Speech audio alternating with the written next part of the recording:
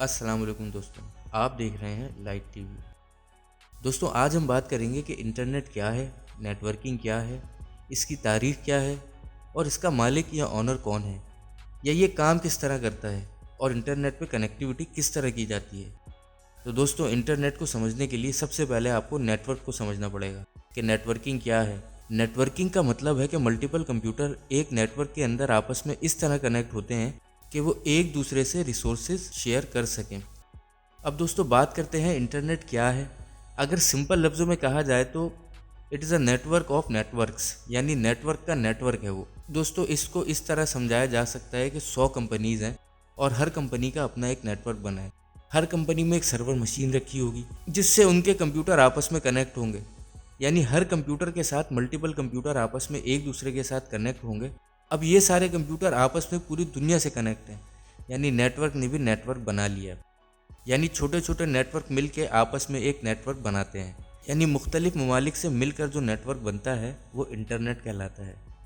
इसका मतलब सिंपल लफ्ज़ में कहा जाए तो अपने रिसोर्सेज को शेयर करना और अपनी इंफॉर्मेशन को शेयर करना। अब आप सोच रहे होंगे कि गूगल, यूट्यूब या फेसबुक इंटरनेट को कंट्रोल कर रहे होंगे क्योंकि इनके पास सबसे ज़्यादा डाटा मौजूद है। दोस्तों, लेकिन ऐसा नहीं है, क्योंकि आप अपनी खुद की वेबसाइट बना सकते हैं जो कि इनके नेटवर्क से बिल्कुल अलग होगी और ये कंपनीज इसमें कोई भी इंटरफेयर नहीं कर पाएंगी। इसकी एग्जाम्पल इस तरह दी जा सकती है जैसे चाइना ने अपनी कंट्रीज़ में कुछ वेबसाइट्स को ब्लॉक किया हुआ है, जैसे Google, YouTube, Facebook permanently block हैं। दोस्तों, अब जानते हैं कि इसकी हिस्ट्री क्या है। चैनल पे नए आने वाले हजरात से गुजारिश है कि चैनल को सब्सक्राइब करें, वीडियो को लाइक करें और कमेंट करके ज़रूर बताएं कि आपको वीडियो कैसी लगी। एंड में आपके लिए एक बहुत ही ज़बरदस्त मैसेज है, तो काइंडली इस वीडियो को पूरा देखिएगा। तो दोस्तों, बात करते हैं इसकी हिस्ट्री की। ये बात है 1969 की, जब आरपा नामी एजेंसी ने इसको डिज़ाइन किया था। आरपा यानी एडवांस रिसर्च प्रोजेक्ट एजेंसी। जब उन्होंने आरपा नेट डिज़ाइन किया तो उस वक्त इंटरनेट का वजूद ही नहीं था। उस वक्त सिर्फ आरपा नेट था और उनका मकसद यूएसए की 4 यूनिवर्सिटीज़ को कनेक्ट करना था, क्योंकि यूनिवर्सिटीज़ में वर्क हो रहा था और रिसर्च हो रही थी।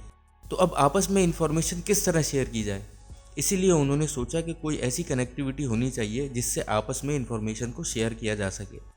तो इसको बनाने का असाइनमेंट आरपा को मिला और फिर उन्होंने इसको डिज़ाइन किया, तो इसका नाम आरपा नेट रख दिया गया, यानी आरपा वालों ने नेट बनाया। दोस्तों, इसकी हिस्ट्री तो बहुत बड़ी है, लेकिन जो कुछ हमारे पास है हम आपसे ज़रूर शेयर करेंगे। इसके बाद 1970 में यानी 1970 में इस पे और काम किया गया और मज़ीद चीज़ें कनेक्ट हुई और होते होते टेक्नोलॉजी ने तरक्की की तो ये आप तक पहुंच सका। अब दोस्तों, बात करते हैं कि इसका मालिक कौन है।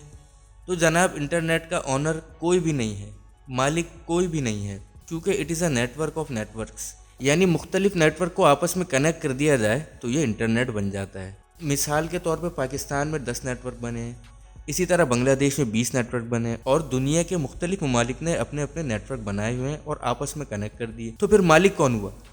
जब सब ने इसको कनेक्ट कर दिया तो मालिक कौन है? तो दोस्तों, इसमें मालिक या ऑनर कोई भी नहीं है, लेकिन इसमें आईएसपी का कॉन्सेप्ट बहुत अहम है। आईएसपी यानी इंटरनेट सर्विस प्रोवाइडर, जो आपको इंटरनेट सर्विस प्रोवाइड करती है। अब जानेंगे कि आईएसपी कैसे काम करती है। मिसाल के तौर पर पाकिस्तान में नेटवर्क है, अमेरिका में नेटवर्क है, कनाडा में भी नेटवर्क है। अब ये सब आपस में कनेक्ट कैसे होंगे? क्योंकि ना अमेरिका अपनी केबल डालने पाकिस्तान में आएगा, ना कनाडा अपनी केबल डालने बांग्लादेश में आएगा। तो फिर इसको कनेक्ट कैसे किया जाए? अब आता है आईएसपी का काम, जो कि बड़ी एजेंसीज़ हैं और उनके पास ऐसे इक्विपमेंट्स हैं जिसकी वजह से वो दुनिया को मुख्तलिफ ममालिक से आपस में कनेक्ट करते हैं और अपनी सर्विस प्रोवाइड करते हैं। यानी सबसे बड़ी आईएसपी टायर 1, जो अपने से छोटी आईएसपी टायर 2 को सर्विस प्रोवाइड करती है और फिर टायर 2 उससे छोटी आईएसपी यानी टायर 3 को सर्विस प्रोवाइड करती है। दोस्तों, आईएसपी टायर के बारे में तफसील से एक वीडियो बनाई जाएगी जिसमें हम आपको इसके बारे में तफसील से बताएंगे, लेकिन बेसिक चीज़ हम आपको ज़रूर बताना चाहेंगे। यानी कुछ बड़े लोग आईएसपी बड़े लेवल पे डील कर रहे हैं और फिर उनसे छोटे लोग छोटे लेवल पे डील कर रहे हैं। फिर हमारे एरिया के लोग आते हैं जो उनसे छोटे लेवल पे डील कर रहे हैं। इसी वजह से इसका कोई भी ऑनर या मालिक नहीं है, क्योंकि सब मिल के काम कर रहे हैं, इसीलिए ये सबका है। लेकिन जो आईएसपी बड़े लेवल पे काम कर रही है तो उसकी इन सब पे ज़्यादा चलती है, क्योंकि वो बड़े लेवल पे समुंदर के ज़रिए बड़ी बड़ी केबल्स बिछाते हैं ताकि पूरी दुनिया में इंटरनेट को प्रोवाइड किया जाए और पूरी दुनिया को आपस में कनेक्ट कर दिया जाए।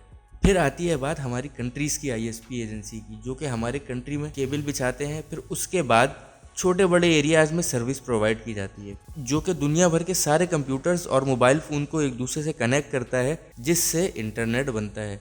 फिर उसके बाद इसके इक्विपमेंट्स आते हैं जो हम तक ये सर्विस पहुंचाते हैं, जिसमें स्विचर्स, राउटर्स और सर्वर्स काम करते हैं। अब बात करते हैं इंटरनेट काम कैसे करता है।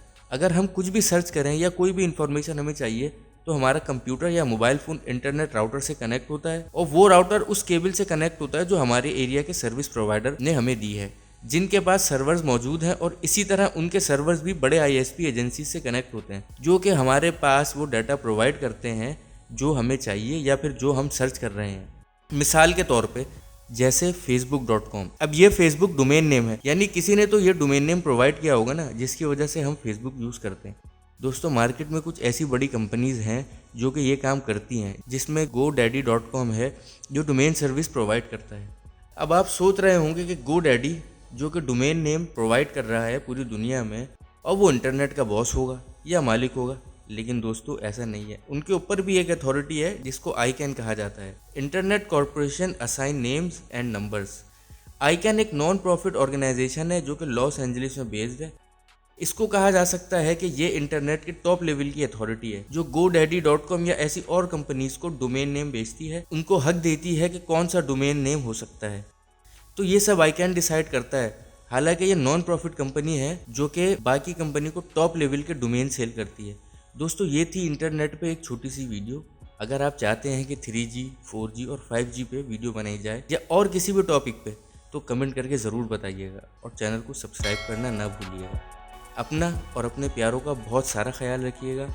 मैं मिलूँगा आपसे अगली वीडियो में। जब तक के लिए अल्लाह हाफ़िज़।